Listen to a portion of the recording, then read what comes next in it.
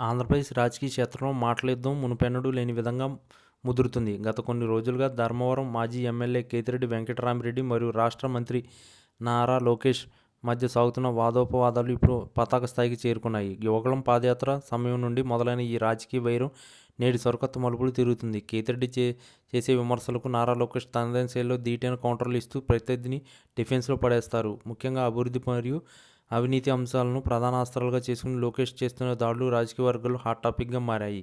కేతిరెడ్డి వెంకటరామిరెడ్డి గతంలో లోకేష్కు లక్ష్యంగా చేసుకుని కొన్ని వ్యక్తిగత వ్యాఖ్యలు చేయగా వాటిపై లోకేష్ స్పందించిన తీరు అత్యంత వ్యూహాత్మకంగా కనిపిస్తుంది.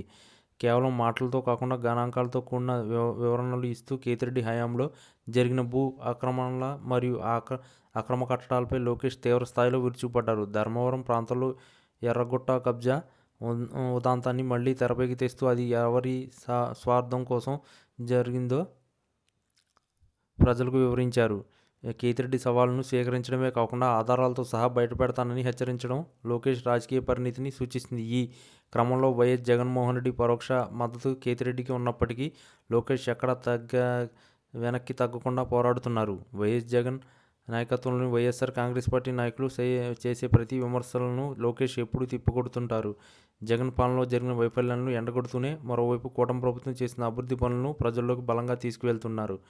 కేతిరెడ్డి వంటి నేతలు కేవలం ప్రచారం కోసం విమర్శలు చేస్తున్నారని, వాటిని పట్టించుకోవాల్సిన అవసరం లేదని చెబుతూనే అవసరమైనప్పుడు గట్టి కౌంటర్ ఇస్తున్నారు. ముఖ్యంగా సోషల్ మీడియా వేదికగా సాగుతున్న ఈ పోరాటంలో లోకేష్ టీం కేతిరెడ్డి గత చరిత్రను మరియు ఆయన చేసిన పనులు ఎప్పటికప్పుడు ప్రజలకు గుర్తు చేస్తున్నారు.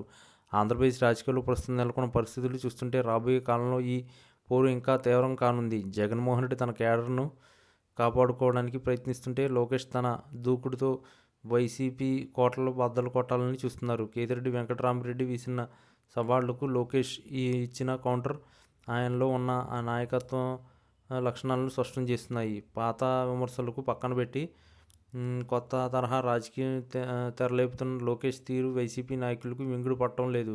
రాష్ట్రంలో అధికార పక్షం మరియు ప్రతిపక్షం మధ్య జరుగుతున్న ఈ ఆధిపత్య పోరు చివరకు ఎటు దారి తీస్తుందో చూడాలి. కేతిరెడ్డి మరియు లోకేష్ మధ్య సాగుతున్న ఈ యుద్ధం కేవలం ఒక నియోజకవర్గానికి యుద్ధం కాకుండా రాష్ట్ర వ్యాప్త చర్చకు దారితీస్తుంది. భవిష్యత్తులో ఈ పరిణామాలు ఏ విధంగా మారుతాయో మరియు వైఎస్ జగన్ ఈ విషయంలో ఏ విధంగా స్పందిస్తారో అనేది అత్యంత ఆసక్తికరంగా మారింది. లోకేష్ తన వ్యూహాలతో ప్రత్యర్థులకు చెక్ పెడుతూ ముందుకు సాగుతుంటే వైసీపీ నేతలు మాత్రం తమ పట్టు కోల్పోకూడదని విశ్వ ప్రయత్నాలు చేస్తున్నారు.